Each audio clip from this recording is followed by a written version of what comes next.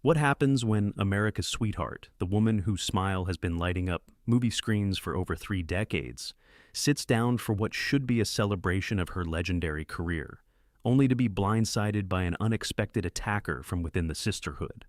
What you're about to witness is one of the most shocking confrontations ever captured on daytime television. The moment when Julia Roberts, the Oscar-winning actress who defined romantic comedy for an entire generation, found herself under assault not from the usual suspect, but from someone she considered a friend.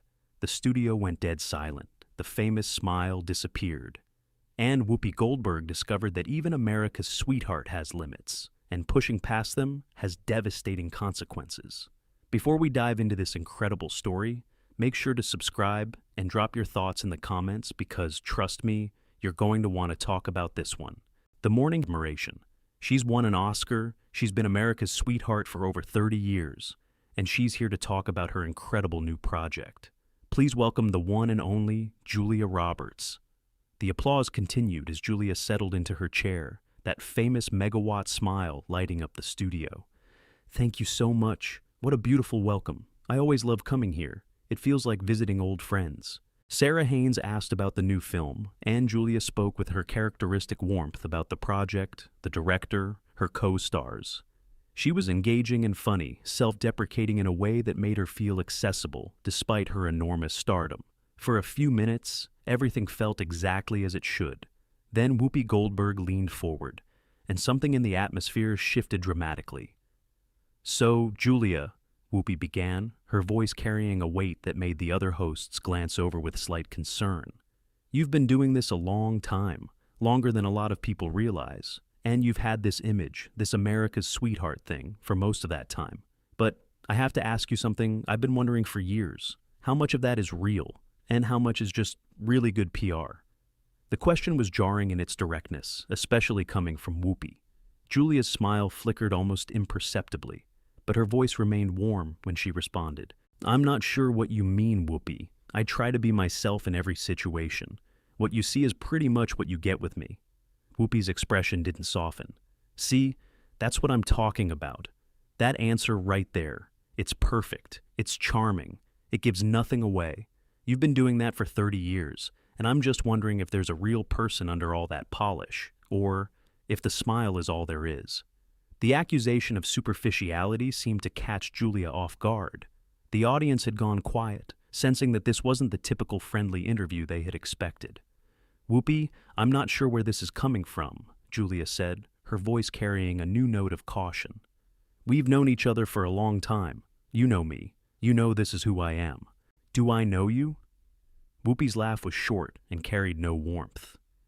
"We've been in the same rooms at the same parties for 30 years. And I'm not sure I know anything about you that isn't in your official bio. That's not friendship, Julia. That's coexistence." The other hosts were exchanging uncomfortable glances now. Joy looked like she wanted to intervene, but couldn't find an opening. Sarah seemed frozen in her seat. This was Whoopi Goldberg, the moderator of The View, attacking a guest in a way that nobody had anticipated. "I'm a private person," Julia said, her voice becoming quieter but more controlled. "I always have been. I don't think there's anything wrong with keeping some things for myself and my family. Private is one thing," Whoopi pressed, "but you've built this entire image around being warm and accessible and everyone's best friend, and then you keep everyone at arm's length. That's not privacy. That's manipulation. You've figured out exactly how much to give to make people love you, while never actually letting anyone in." The accusation landed like a slap. Julia sat very still for a moment, and when she spoke, her voice had changed, the warmth replaced by something cooler and more guarded. "I'm not going to sit here and apologize for protecting my family and my privacy, Whoopi. I've been in this business for 35 years. I've seen what happens to people who give everything to the public. I've made choices about what I share and what I keep for myself, and I don't think that makes me a manipulator." "But that's exactly what it is," Whoopi continued, seemingly oblivious to the growing tension. "You've manipulated your image so carefully that nobody even questions it anymore. America's sweetheart. The girl next door who happened to become the biggest movie star in the world. But let's be honest about how you got there. Let's talk about Kiefer Sutherland." The mention of that name seemed to hit Julia somewhere deep. The studio went absolutely silent. That was over 30 years ago, Whoopi. I'm not going to discuss ancient history on television. Ancient history that defined your entire public image, Whoopi shot back. You left Kiefer Sutherland 3 days before your wedding. 3 days. And then you ran off with his best friend. The tabloids went crazy, but somehow you came out of it looking like the victim, like you were just following your heart. That's when I first realized how good you were at this game. Julia's famous smile had completely disappeared now. In its place was something the audience had rarely seen, a woman who was genuinely angry but trying to maintain control. I was 23 years old. I made mistakes. I hurt people. I've never claimed to be perfect, but I don't think my romantic decisions from 3 decades ago are appropriate fodder for your entertainment, Whoopi. But they're part of the story, aren't they? Whoopi's voice was rising now. They're part of how Julia Roberts became Julia Roberts, the string of relationships, the men you've collected and discarded, and then suddenly you're this devoted wife and mother, and everyone's supposed to forget everything that came before. Joy Behar finally found her voice. Whoopi, maybe we should move on to talking about Julia's film. No, Joy. I think this needs to be said. Whoopi's eyes never left Julia's face. I've watched you navigate this industry for 30 years, Julia.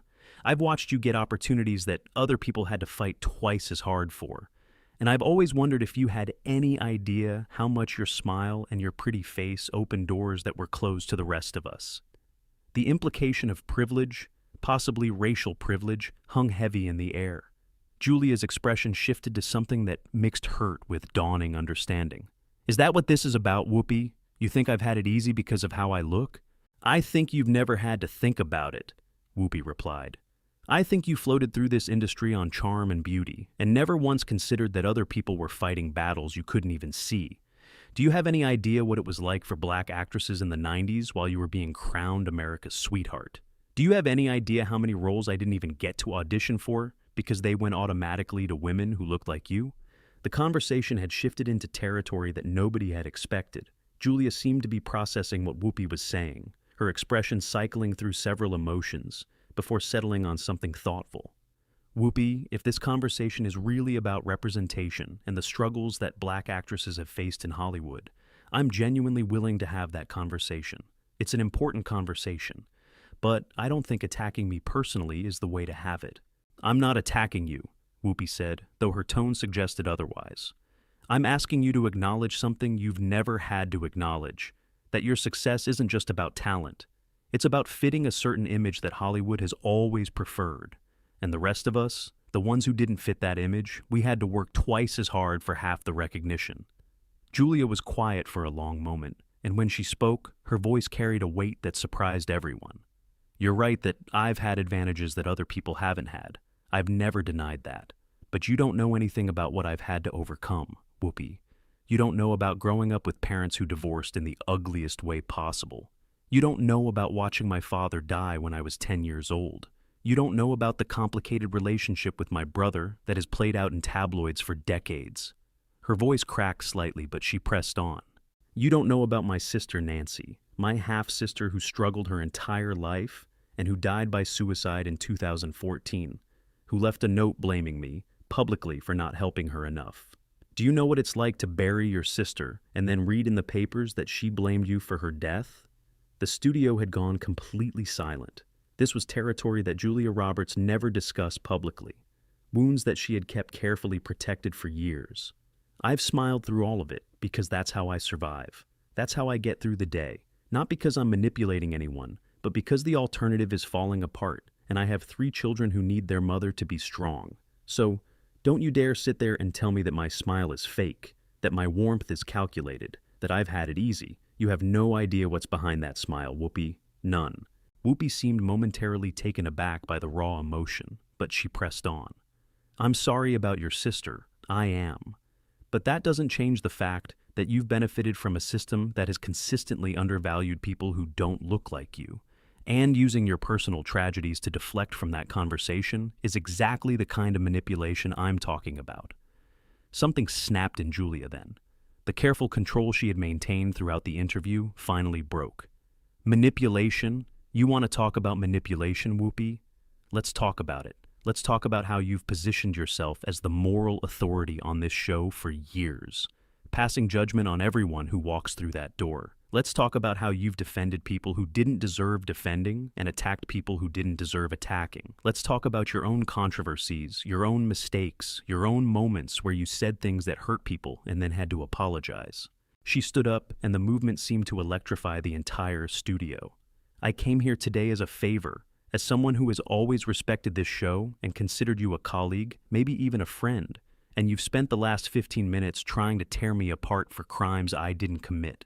For being successful, for being private, for surviving the best way I knew how. Her voice was shaking now, but with anger rather than tears. You want to have a conversation about representation in Hollywood? I'll have that conversation. It's important. There's work to be done. But that conversation doesn't require you to destroy me in the process.